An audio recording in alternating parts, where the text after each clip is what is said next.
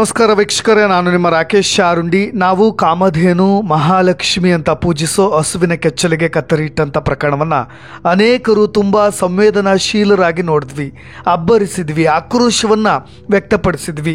ಆದರೆ ಈ ಘಟನೆಯನ್ನು ಇನ್ನೂ ಕೆಲವರು ರಾಜಕೀಯಕ್ಕೆ ಬಳಸಿಕೊಂಡು ಬಿಟ್ರ ಅನಿಸ್ತಾ ಇದೆ.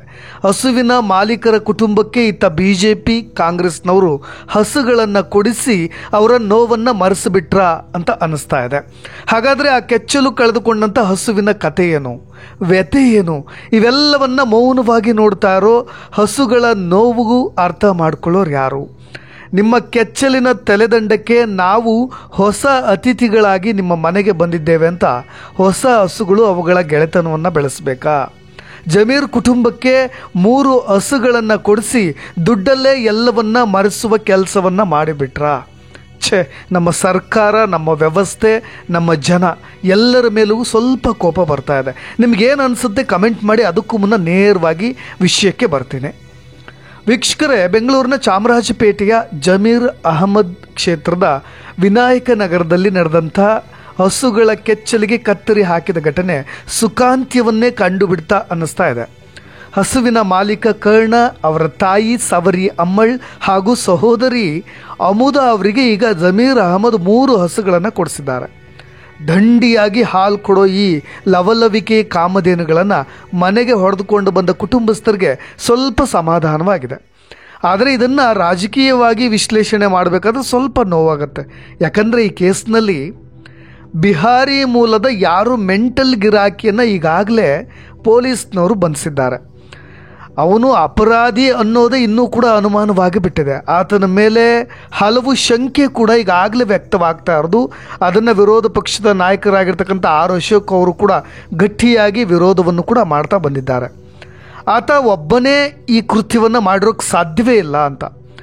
ಬಿಹಾರ ಚಂಪಾರಣ್ ಜಿಲ್ಲೆಯ ಶೇಖ್ ನಸ್ರು 30 ವರ್ಷ, ನೋಡಿದ್ರೆ ಮಾನಸಿಕ ಅಸ್ವಸ್ಥನ ಹಾಗೆ ಕಾಣ್ತಾನೆ. ಅದಕ್ಕೆ ಅಲ್ವಾ ಇಂಥ ಕೃತ್ಯ ಮಾಡಿದ್ದು ಅಂತ ಕೆಲವೊಬ್ಬರು ನಿಟ್ಟುಸಿರು ಬಿಡಬಹುದು. ಆದರೆ ನಿಜವಾಗ್ಲೂ ಕೂಡ ನಾವು ಪ್ರಶ್ನೆ ಮಾಡಬೇಕಾಗತ್ತೆ, ನಿಜಕ್ಕೂ ಅವನೇ ಮಾಡಿದ್ದಾನೆಯೇ ಹಾಗಾದರೆ, ಅಥವಾ ಅವನನ್ನು ಈ ಕೇಸ್ನಲ್ಲಿ ತಗಲು ಹಾಕಲಾಗಿದೆಯೇ ಅನ್ನೋ ಹಲವು ಪ್ರಶ್ನೆಗಳು ಸಹಜವಾಗಿ ಮೂಡುತ್ತೆ. ಆತ ಕೆಲಸ ಮಾಡಿಕೊಂಡಿದ್ದು ಪ್ಲಾಸ್ಟಿಕ್ ಹಾಗೂ ಬಟ್ಟೆ ಹೊಲಿಯೋ ಅಂಗಡಿಯಲ್ಲಿ. ಕುಡಿದ ಅಮಲ್ನಲ್ಲಿ ಈ ಕೃತ್ಯ ಮಾಡಿದ್ನಂತೆ ಅಂತ ಆತನೇ ಒಪ್ಕೊಂಡ್ಬಿಟ್ಟಿದ್ದಾನೆ. ಅಂಗಡಿಯ ಮಾಲೀಕ ಆತನ ತಲೆ ಸರಿ ಇಲ್ಲ ಅಂತ ಬೇರೆ ಬೇರೆ ಕಾರಣಗಳನ್ನು ಕೊಡ್ತಾ ಇದ್ದಾರೆ. ಆದರೆ ಅದು ಹೇಗೆ ತಲೆ ಸರಿ ಇಲ್ಲದವನಿಗೆ ಕೆಲಸ ಕೊಟ್ಟರೋ ಗೊತ್ತಿಲ್ಲ. ಜೊತೆಗೆ ಈತ ಹೋರಾಟದಲ್ಲಿ ಭಾಗಿಯಾಗಿದ್ದಂಥ, ಅಂದರೆ ದನದ ಆಸ್ಪತ್ರೆಯನ್ನು ಉಳಿಸ್ಕೊಳ್ಳಿಕ್ಕೆ ಹೋರಾಟದಲ್ಲಿ ಭಾಗಿಯಾಗಿದ್ದಂಥ ಹಸುಗಳನ್ನು ಅದು ಹೇಗೆ ಹುಡುಕಿ ಹೋಗಿ ಕೆಚ್ಚಲನ್ನು ಕತ್ತರಿಸಿದ ಅನ್ನೋದಕ್ಕೆ ಬೇರೆ ಕಾರಣಗಳಿಲ್ಲ. ಅವನಿಂದಲೇ ಇದಕ್ಕೆ ಆಗಿದೆಯಾ ಕೃತ್ಯ, ಅಥವಾ ಅವನ ಹಿಂದೆ ಯಾರಾದರೂ ಮತಾಂಧರಿದ್ದಾರೆಯೇ ಅಂತಲೂ ಕೂಡ ನಾವು ಯೋಚನೆ ಮಾಡಬೇಕು. ಜೊತೆಗೆ ಈ ಮುಸ್ಲಿಂ ಧರ್ಮದಲ್ಲಿ ಈ ರೀತಿಯ ಕೃತ್ಯವನ್ನು ಒಪ್ಪುವಂಥ ಕುರಾನ್ ಸಾಲುಗಳೇ ಇಲ್ವಂತೆ. ಇದು ಅಕ್ಷಮ್ಯ ಅಪರಾಧವಾದರೂ ಕೂಡ ಅವನು ಇಸ್ಲಾಂ ಅಂತ ಹೇಳಿ ನಾವೆಲ್ಲ ಹೇಗೆ ಒಪ್ಕೊಳ್ಬೋದು? ಬಿಡಿ, ಇದೆಲ್ಲ ನಾವೀಗ ಚರ್ಚೆ ಮಾಡೋ ಅಗತ್ಯವಿಲ್ಲ. ಯಾಕೆಂದರೆ ಎಲ್ಲ ಜನಾಂಗದಲ್ಲೂ ಕೂಡ, ಎಲ್ಲ ಧರ್ಮಗಳಲ್ಲೂ ಕೂಡ ಇಂಥ ಕ್ರೂರಿಗಳು ಕೂಡ ಇದ್ದಾರೆ. ಒಂದೊಂದು ಹಸುಗಳು ಕೂಡ 20 ಲೀಟ್ರ್ ಗಟ್ಟಲೆ ಹಾಲು ಕೊಡ್ತಾ ಇತ್ತಂತೆ.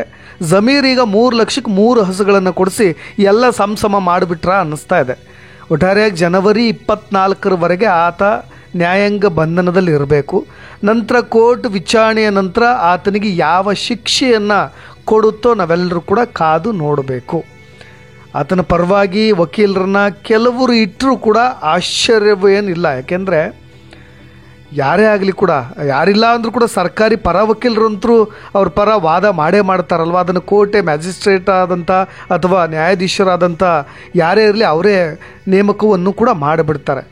ಆರಂಭದಲ್ಲಿ ಹಸು ಬೇಡ ಅಂತ ಕರ್ಣ ಹೇಳ್ತಾ ಇದ್ರಂತೆ, ಈ ಮಾಲೀಕರಾದಂಥ ಕರ್ಣ. ಆಗ ಅನ್ಬೇಡ, ಜಮೀರಣ್ಣ ಒಳ್ಳೆ ಮನಸ್ಸಿಂದ ಕೊಡಿಸ್ತಾ ಇದ್ದಾರೆ, ಬೇಡ ಅನ್ನಬಾರ್ದು ಅಂತ ಅವ್ರ ಸಹೋದರಿ ಹೇಳಿದ್ರಂತ. ಹಾಗಾಗಿ ಇಸ್ಕೊಂಡಿದ್ದಾರಂತೆ ಈ ಹಸುಗಳನ್ನು.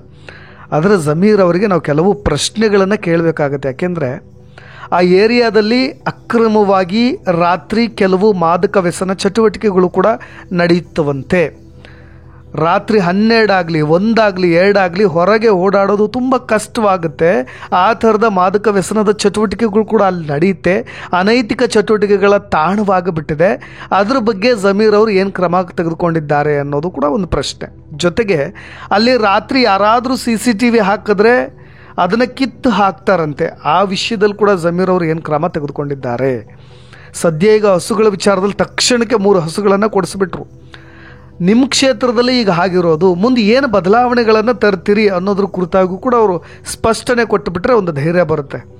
ನಾವು ತಾಯಿ ಸ್ಥಾನ ಕೊಟ್ಟಿರೋ ಕಾಮಧೇನುವಿಗೆ ಈಗ ಅಮಾನವೀಯವಾಗಿ ಹಿಂಸೆ ಕೊಟ್ಟಿರೋದನ್ನು ನೋಡಿಬಿಟ್ರೆ ಕಳ್ಳು ಕಿವುಚಿ ಬರುವಷ್ಟು ಸಂಕಟವಾಗಿಬಿಡುತ್ತೆ, ನೋವಾಗುತ್ತೆ.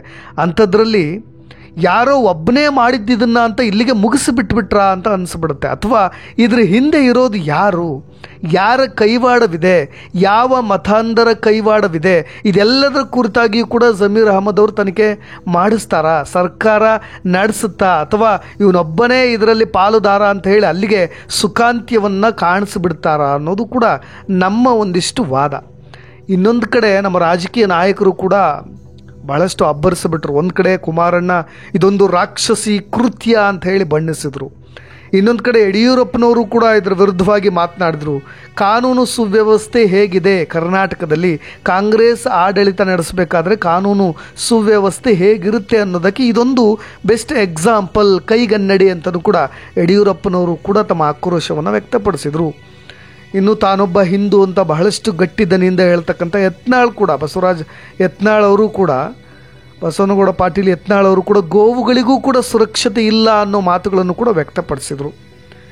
ಕೊನೆಯದಾಗಿ ಎಲ್ರಿಗೂ ಕೂಡ ಕಾಡ ಪ್ರಶ್ನೆ ಏನು ಅಂತ ಹೇಳಿದ್ರೆ, ಅದೇ ನೋವು ನಮಗೆಲ್ರಿಗೂ ಕೂಡ ಉಂಟಾಗೋದು, ಆ 3 ಹಸುಗಳು ಮಾಡಿದ ತಪ್ಪೇನು ಅಂತ. ಇವೆಲ್ಲವುಗಳನ್ನು ನಾವು ಕೂಲಂಕುಷವಾಗಿ ಗಮನಿಸ್ತಾ ಬಂದಾಗ, ಆರಂಭದಲ್ಲಿ ಆದಾಗ ರಾತ್ರೋರಾತ್ರಿ ಮನೆಯ ಬಳಿ ಬಂದು ಯಾರೂ ಇಲ್ಲದ ವೇಳೆಯಲ್ಲಿ ಆ ಮನೆಯ ಮುಂದೆ, ಆ ಪಕ್ಕದಲ್ಲೂ ಕೂಡ ಒಂದು ಮಸೀದಿ ಇದೆ, ಇದೇ ಕರ್ಣ ಅವರ ಮನೆಯ ಪಕ್ಕದಲ್ಲೂ ಕೂಡ ಒಂದು ಮಸೀದಿ ಇದೆ. ಇನ್ನು ಬಲಕ್ಕೆ ಬಂದರೆ ಅಲ್ಲೊಂದು ಮುಸ್ಲಿಂ ಶಾಲೆ ಇದೆ, ಎದುರಿಗೆ ಬಂದರೆ ಎಲ್ಲ ಮುಸಲ್ಮಾನ್ ಮನೆಗಳೇ ಇದ್ದಾವೆ. ಇಲ್ಲಿ ಯಾರನ್ನೂ ಕೂಡ ನಾವು ನೇರವಾಗಿ ಇವರದ್ದೇ ತಪ್ಪು ಅಂತ ಹೇಳಲಿಕ್ಕೆ ಬರೋದಿಲ್ಲ. ಆದರೂ ಕೂಡ ಅಂಥ ರಾತ್ರಿಯಲ್ಲೂ ಕೂಡ ಅಲ್ಲಿ ಬಂದು ರಸ್ತೆಯಲ್ಲಿ ನೆತ್ತರನ್ನ ಹರಿಸುವ ಮಟ್ಟಿಗೆ ಒಬ್ಬ ಕ್ರೂರಿ ಈ ರೀತಿಯಾದಂಥ ಕೃತ್ಯವನ್ನು ಮಾಡ್ತಾನೆ ಅಂತ ಹೇಳಿದ್ರೆ ಯಾರ ಭಯವೂ ಕೂಡ ಇಲ್ಲವಲ್ಲಪ್ಪ ಅನ್ನೋದು ನಮಗೂ ಕೂಡ ಸಹಜವಾಗಿ ಒಂದು ಆತಂಕ ಕಾಡುತ್ತೆ. ಆದರೆ ನಾನು ಮತ್ತೆ ಹೇಳ್ತಾ ಇದ್ದೀನಿ, ಈ ವಿಷಯವಾಗಿ ಇವೆಲ್ಲ ಚರ್ಚೆಗಳನ್ನು ಮಾಡೋದಕ್ಕಿಂತ ಮುಂಚೆ ಇವೆಲ್ಲವೂ ಕೂಡ ಬಗೆಹರಿಯುತ್ತಾ ಇಲ್ವಾ ಅನ್ನೋ ಪ್ರಶ್ನೆಗಳ ನಡುವೆ ಆ 3 ಹಸುಗಳು ಮಾಡಿದ ತಪ್ಪೇನು ಅಂತ, ಜೊತೆಗೆ ಕೆಚ್ಚಲು ಹೋದ ಹಸುವಿನ ವ್ಯತೆಗೆ ಪರಿಹಾರವೇನು ಅಂತ. ಈ 3 ಹಸುಗಳು ಒಂದು ಕಡೆ BJP ಅವ್ರು ಬಂದು ಕೊಟ್ಟು ಹೋಗ್ತಾ ಇದ್ದಾರೆ, ಇನ್ನೊಂದು ಕಡೆ ಕಾಂಗ್ರೆಸ್ನವ್ರು ಕೊಟ್ಟು ಹೋಗ್ತಾ ಇದ್ದಾರಲ್ಲ, ಇದೇ ಅದಕ್ಕೆ ಪರಿಹಾರವ ಅಂತ ಕೊನೆಯದಾಗಿ ಎಲ್ಲರ ಮನಸ್ಸಲ್ಲೂ ಕೂಡ ಅದು ಹಾಗೆ ಉಳಿದು ಬಿಡುತ್ತೆ. ವೀಕ್ಷಕರೇ, ನಿಮ್ಮ ಅಭಿಪ್ರಾಯವೇನು? ಸದ್ಯದ ಮಟ್ಟಿಗಿನ ಈ ಕೇಸನ್ನು ನೀವು ಹೇಗೆ ನೋಡ್ತೀರಿ? ಅದಕ್ಕೆ ಸಂಬಂಧಪಟ್ಟ ಹಾಗೆ ನಿಮ್ಮ ಕಮೆಂಟ್ಸ್ ಕೂಡ ಇಂಪಾರ್ಟೆಂಟ್ ಆಗುತ್ತೆ. ಅದನ್ನು ಕೂಡ ನೀವು ಕಮೆಂಟ್ಸ್ ಮುಖಾಂತರ ತಿಳಿಸಿ ಅಂತ ಹೇಳ್ತಾ ಇನ್ನಷ್ಟು ಸುದ್ದಿಗಳೊಂದಿಗೆ ಮತ್ತೆ ಬರ್ತೀನಿ. ನಾನು ರಾಕೇಶ್ ಆರುಂಡಿ. ಧನ್ಯವಾದ.